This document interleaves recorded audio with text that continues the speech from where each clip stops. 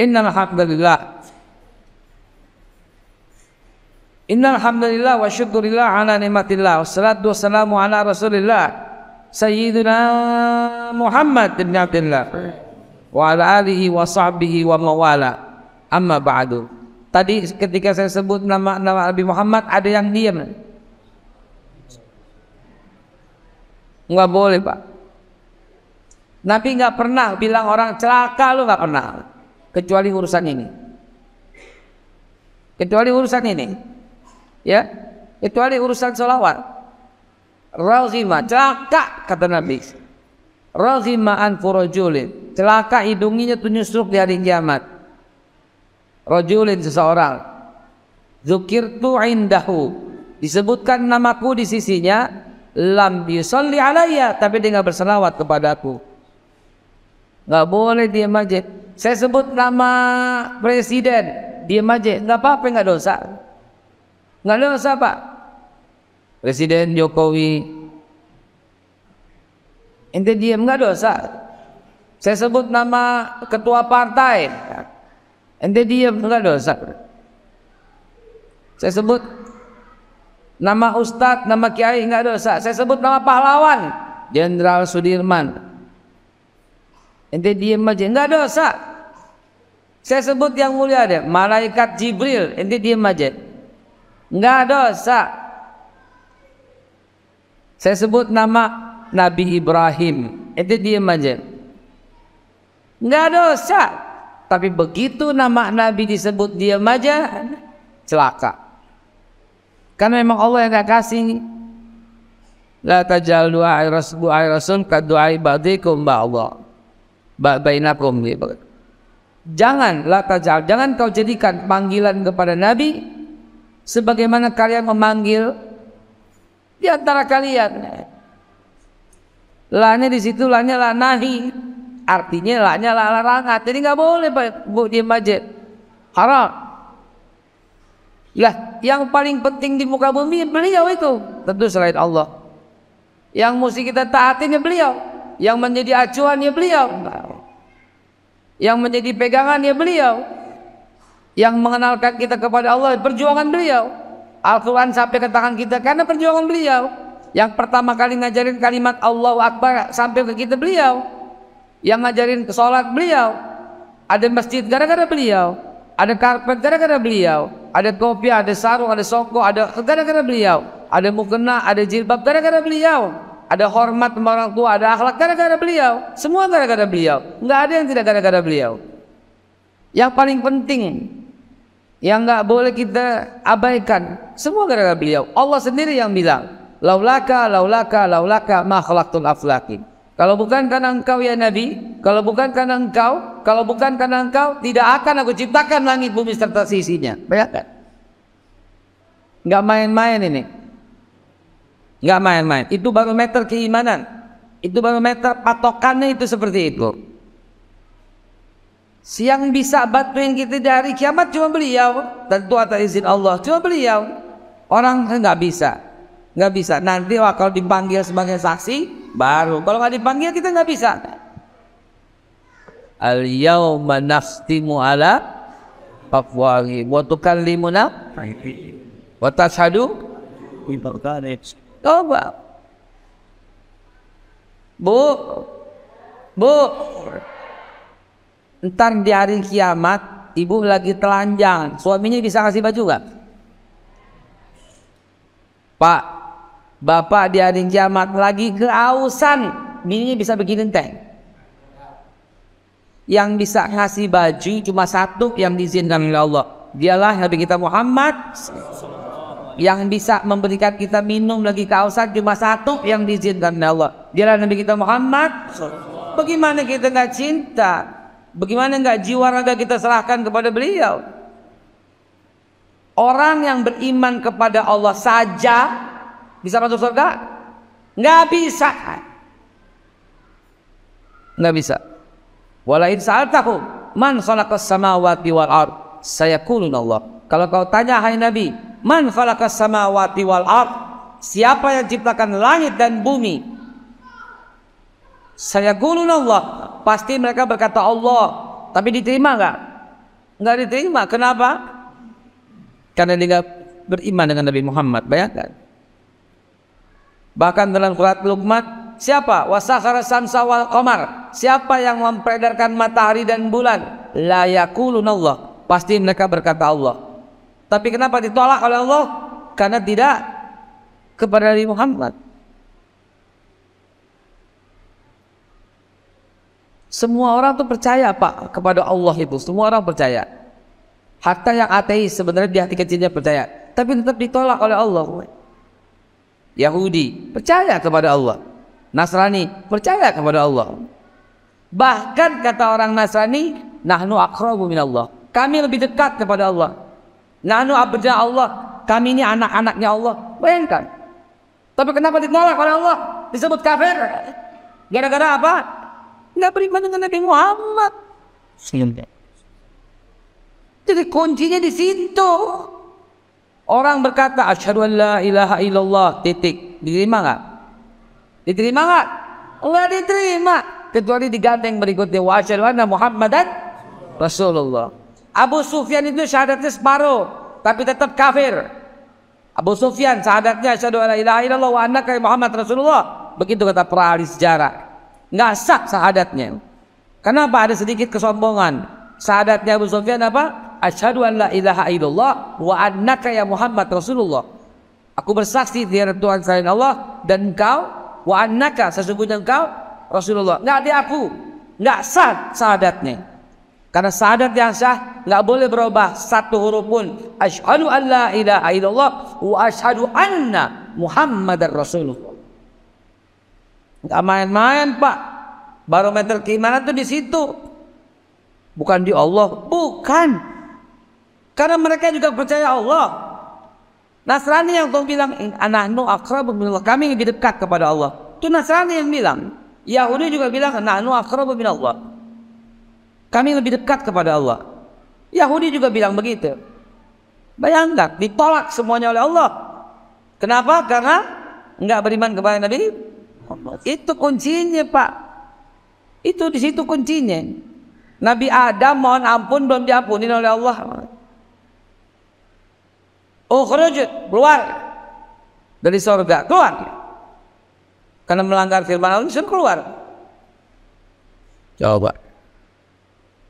Begitu keluar dan sampai keluar pintu surga, Nabi Allah Adam itu melihat ke belakang dan Nabi Adam melihat, oh, asyhadu an la ilaha illallah wa asyhadu anna Muhammadar Rasulullah. Dalam riwayat lain tulisan pintu gerbang surga, la ilaha illallah Muhammadur Rasulullah. Siapa ini kata Nabi Adam? Siapa ini? Bukankah belum ada manusia diciptakan kecuali aku? Siapa ini? Apa kata Allah? Dia kekasih sejati Allah.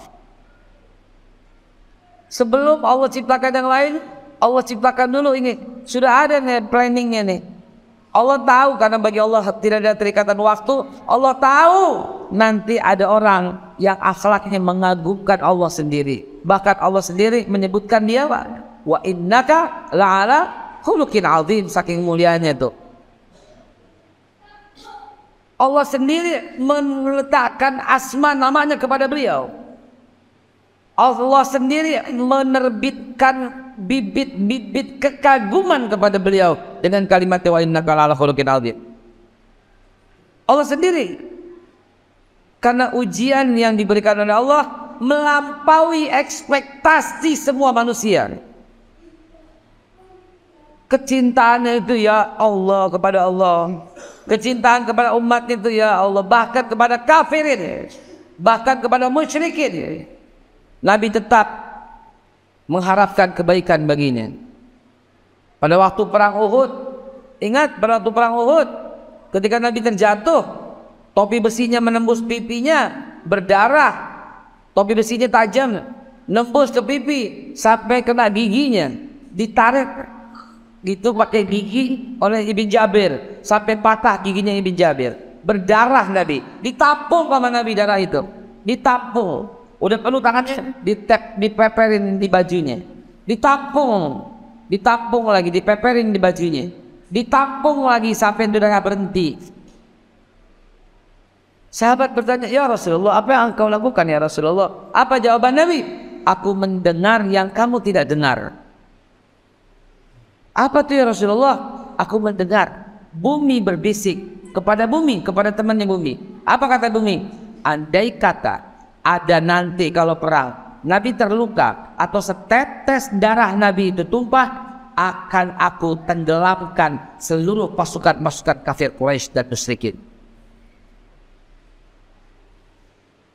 Kata Umar bin Khattab, ya Rasulullah, biarkan, tumpahkan darahmu, biar musyrik ini ditenggelamkan oleh bumi ini.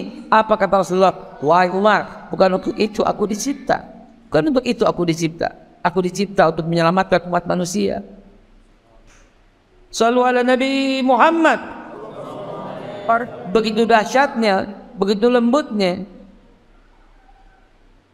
Mungkin enggak malaikat itu bekerja atau berbuat di luar perintah Allah? Mungkin enggak?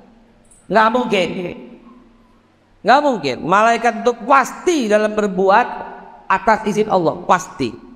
Pada waktu peristiwa Nabi ditimpukin sampai berdarah-darah pada waktu itu, bersama Zaid bin Harithah, yang datang kepada Nabi itu malaikat Jibril dan berkata, ya Rasulullah, mintalah kepada Allah sekarang, aku binasakan mereka sebagaimana aku membinasakan kaum Lut, kaum Hud, kaum Saleh, kaum Nuh, kaum Ibrahim,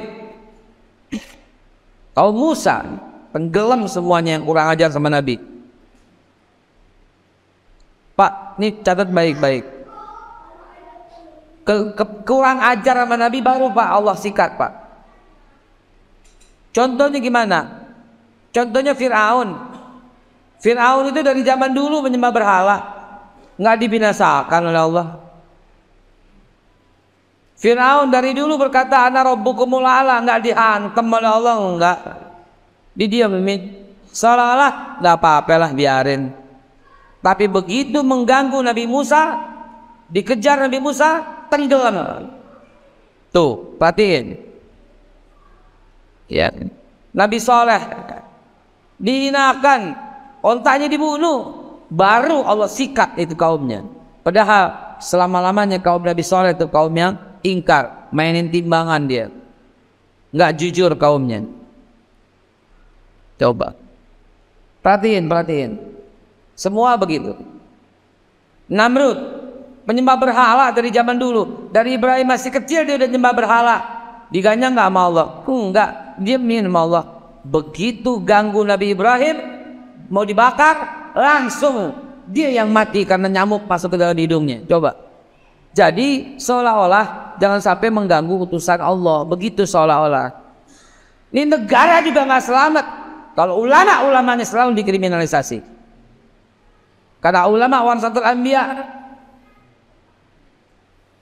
Begitu saudara, kalau kita bisa mengambil pelajaran. Nabi paham soal itu. Maka ketika mereka mengganggu Nabi di Taif, malaikat datang, aku tenggelamkan sekarang, minta. Apa kata Nabi? Jangan ya malaikat. Malah Nabi mengangkat tangan, Allahumma hdi qaumi fa innahum la ya'lamun. Oh, bayangin hatinya seperti itu. Surat Wadduha turun pada waktu Nabi lagi kekurangan, turun surat Wadduha. Intinya doa surat itu mengangkat Nabi dengan kalimat wa rafa'na laka zikraka wa la sawfa yu'tika rabbuka fatardo. Wa la sawfa yu'tika rabbuka fatardo. Apapun yang kamu inginkan ya Nabi, Tuhanmu meredoi. Jadi langsung dikabul oleh Allah permintaan Nabi apapun. Minta gunung Uhud jadi emas, jadi. Minta pokoknya jadi, pokoknya apapun, sebut kata malaikat Jibril, niscaya akan diwujudkan oleh Allah. Malaikat Jibril yang girang, padahal dia nggak punya nafsu dengan turunnya surat Wadduha. Wala sawfa yu'tika rabbuka fatardo. Apa jawaban Nabi ketika surat itu turun? Nabi bukan minta keluarganya, Nabi bukan minta harta, Nabi bukan minta apapun. Nabi minta apa ketika surat itu turun? Wala sawfa yu'tika rabbuka fatardo. Ya malaikat, diam dulu. Apa kata Nabi? Izan ya Rabb, la ardo wa wahidun min ummati finnar. Kalau begitu ya Allah, tidak aku rela satu pun umatku di dalam api neraka. Nabi itu begitu perjuangannya sama kita. Jadi kurang ngajar nggak kalau sebut namanya kita diam? Celaka nggak kalau dengar nama Nabi diam aja? Palsu gak cintanya kalau dengar nama Nabi diam aja? Dulu waktu zaman kita masih muda, zaman masih pacaran, zaman masih dedemenan, disebut nama orang yang kita demen, bergetar gak hati? Bergetar gak? Bergetar. Jangan kan sebut namanya, lewat depan rumahnya lihat gentengnya gemeter. Betul gak?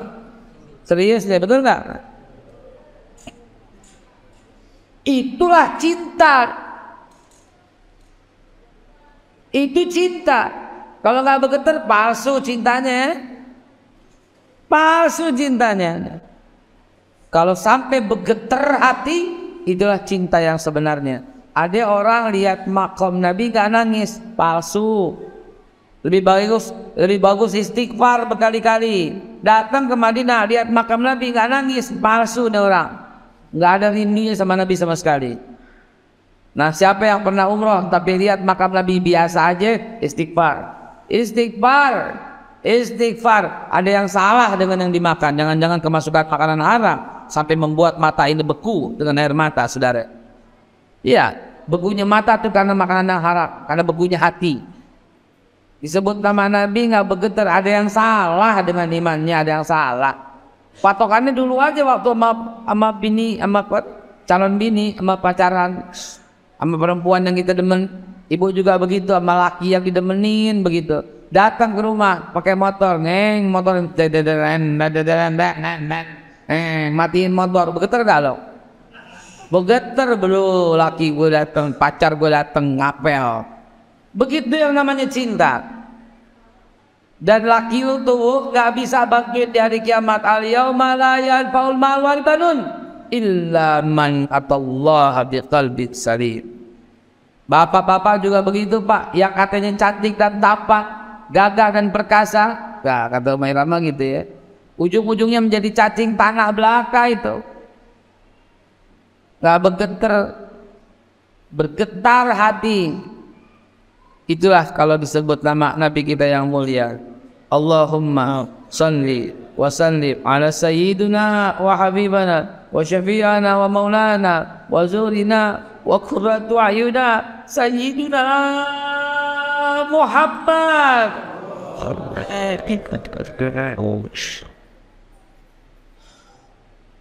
Allahumma salli ala sayyidina Muhammad wa ala ali Muhammad. Dalam Al-Quran kita menyebutkan, kalau maulid kita sering membacakan satu kalimat yang mengangkat nama Nabi. Ingat nggak?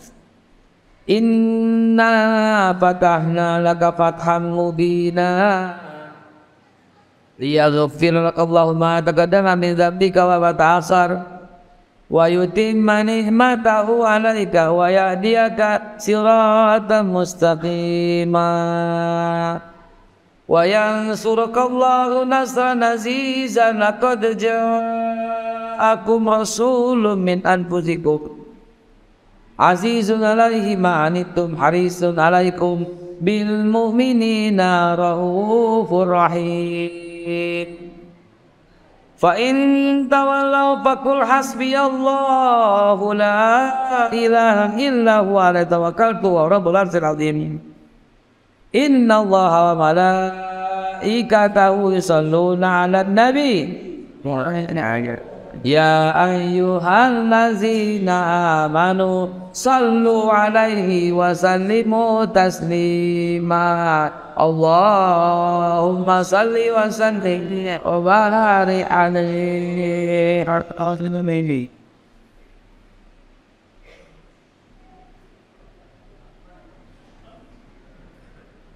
Ya,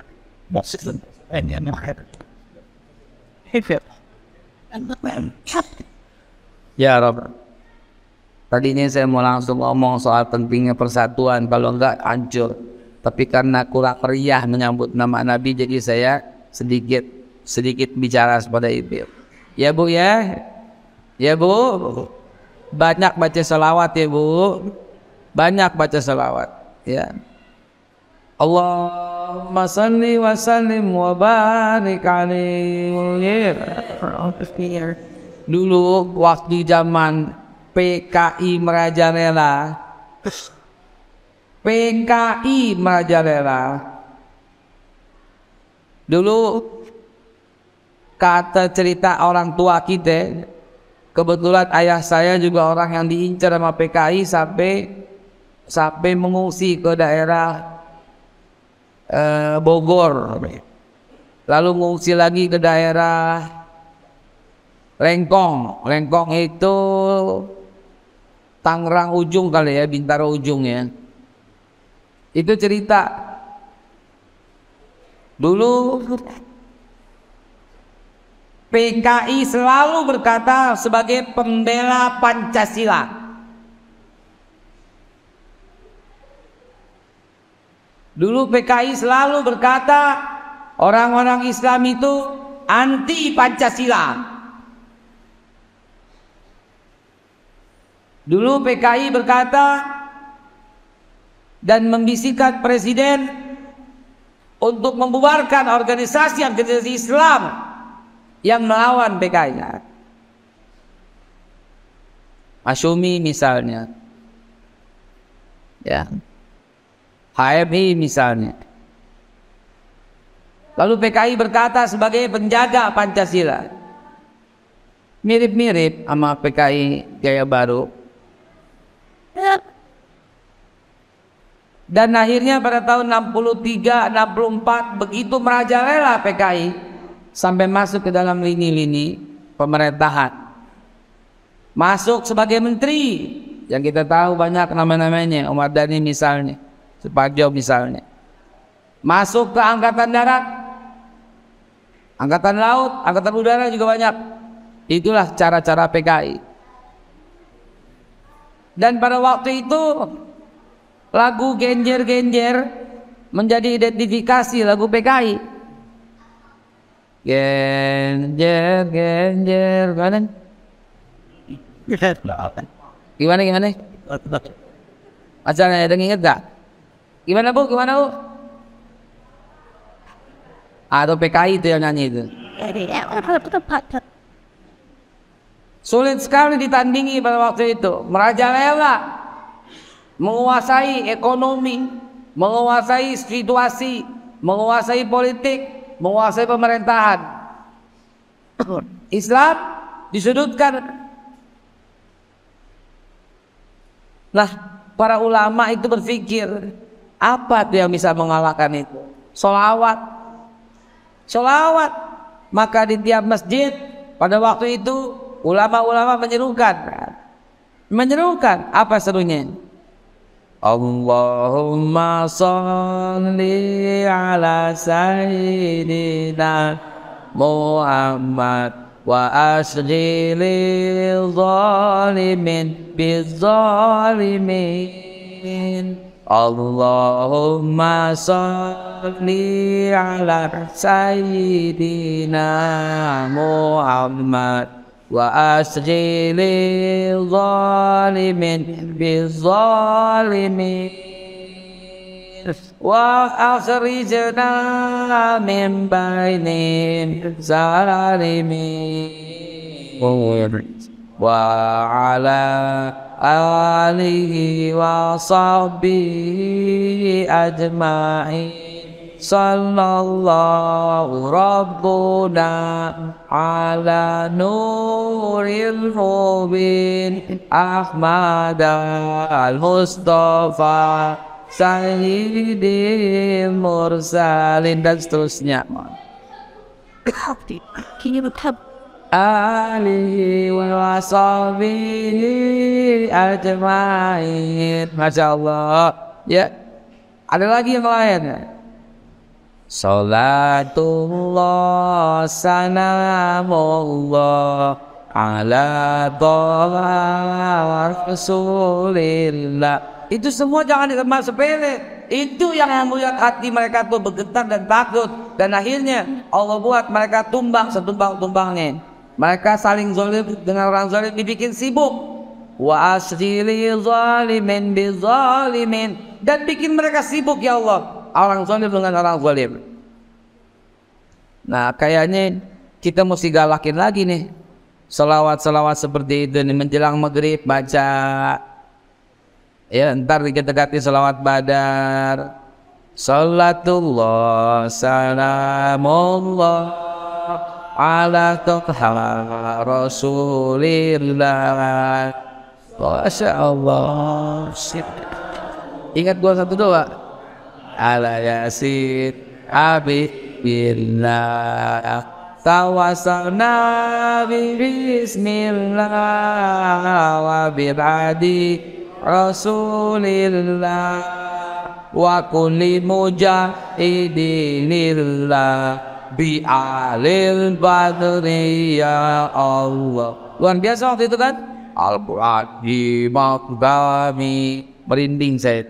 Selalu ada Nabi Muhammad sallallahu alaihi wasallam.